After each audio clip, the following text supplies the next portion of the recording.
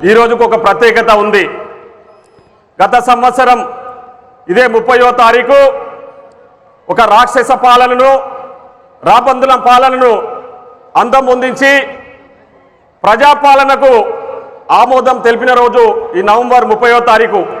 ఈ తారీఖు రోజు ఒక గొప్ప పండుగ, రైతుల పండుగ జరుపుకోవాలని చెప్పేసి ఈరోజు అతిరథ మహారథులు గౌరవ ముఖ్యమంత్రి గారు, డిప్యూటీ సీఎం గారు, ఇతర మంత్రివర్గం, అదేవిధంగా మంత్రులు, ఎమ్మెల్యేలు, చాలా మంది ప్రజాప్రతినిధులు అందరూ కూడా ఈరోజు ఈ పాలమూరు గడ్డకు రావడం జరిగింది.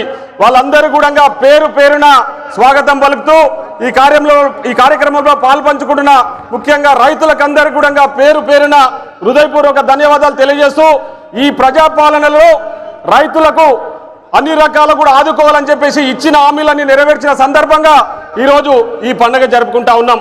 గత 2 రోజులుగా మనం చూస్తూ ఉన్నాం. ఎక్కడ చూసినా కూడా మేము అసలు ఎక్స్పెక్ట్ చేయలే. మన స్టాల్స్ ఓపెన్ చేసిన రోజు గౌరవ వ్యవసాయ శాఖ మంత్రి గారి చేతుల మీదుగా ఆ రోజు స్టాల్స్ ఓపెన్ చేసిన రోజు ఏదో 1000-1500 మంది రైతులు వస్తారని ఎక్స్పెక్ట్ చేసినాం. కానీ ఆ రోజు పెద్ద ఎత్తున సాయంత్రం వరకు కిక్కిరవకుండా పెద్ద ఎత్తున వివిధ ప్రాంతాల నుంచి రైతులు నిన్న మొన్న ఈ ప్రాంతానికి వచ్చి ఇక్కడ మేము చేస్తున్న పండుగను దీవించడానికి రైతులు రావడం జరిగింది.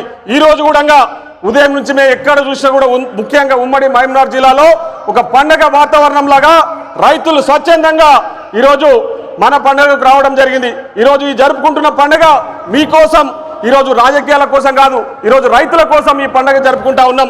ఇచ్చిన హామీలు ముఖ్యంగా రుణమాఫీ విషయంలో పెద్దలు అన్ని విషయాలు మాట్లాడతారు. అదేవిధంగా ఈరోజు మనం బోనస్ విషయంలో కూడా మీకు అందరూ కూడా తెలుసు, ఇచ్చిన మాట నిలబెట్టుకొని ఈరోజు మీ ముందుకు పండుగ జరుపుకోవడానికి వచ్చినాం. కాబట్టి ఈరోజు రాబందుల రాక్షస పాలన అంతముంచి ఈరోజు 30వ తారీఖు రైతుల పండుగ జరుపుకుంటా ఉన్నాం. ఈ పండుగకు పెద్ద ఎత్తున అతిరథ మహారథులు అందరూ వచ్చిండ్రు. వాళ్ళందరూ కూడా వారి ఉపన్యాసాన్ని కొనసాగించగా కోరుతా ఉన్నాం. ధన్యవాదాలు. Thank you sir. గౌరవనీయులైన మంత్రివర్యులు సీతక్క గారి సందేశం.